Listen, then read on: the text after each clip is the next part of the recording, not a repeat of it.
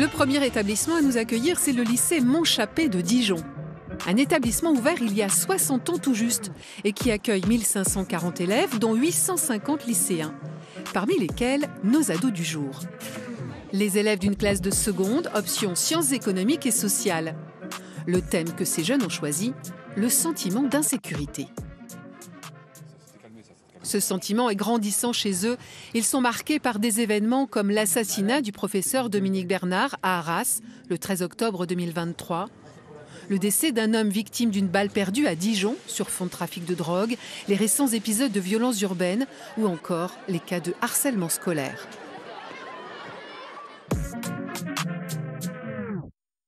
Il y a eu des faits de violence qui ont affecté mes proches. C'était il y a un an quand même, mais ça m'a encore beaucoup marqué. On a beaucoup entendu parler de profs qui se sont fait assassiner. Il y a le harcèlement, donc on voit des jeunes qui peuvent harceler d'autres jeunes. Les jeunes de nos jours en fait, deviennent de plus en plus violents dès le plus jeune âge. Des fois ça se passe dans des lycées, du coup on se dit que ça aurait pu être nous. Quand on est seul, on peut très bien se sentir mal à l'aise à aller à certains endroits. Ça fait peur, évidemment, on n'a pas envie que ça nous arrive.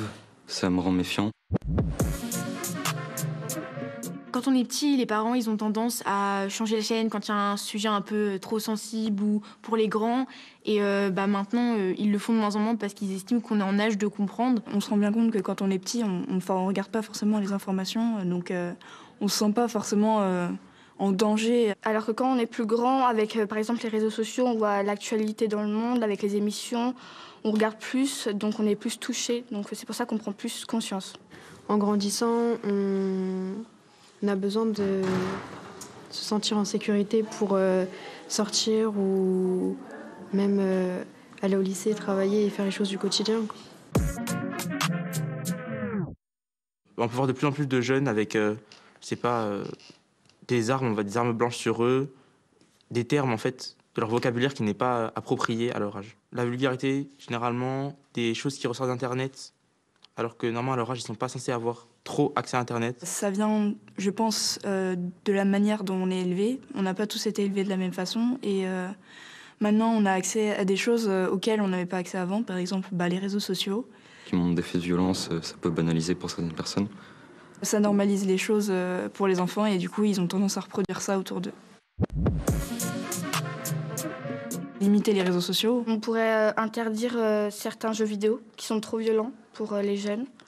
Même s'il y a une limite d'âge, certains jeunes y jouent quand même. Je me dis que la violence, ça disparaîtra pas, donc j'essaie de m'écarter au maximum, mais sinon, on ne peut pas faire grand-chose à la violence, quoi. Mentalement, se dire qu'on n'a pas besoin de vivre dans la peur parce que ça n'arrivera pas forcément. Faut vraiment pas s'empêcher de vivre sa vie pour ça, parce que tant que ça nous est pas arrivé à nous, faut en être conscient, mais faut pas s'empêcher de vivre.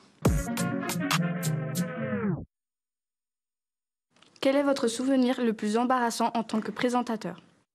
Je dirais que c'est quand il arrive de sentir monter un fou rire alors que je dois annoncer des informations pas drôles du tout. Ça peut être à cause de quelque chose de très bête.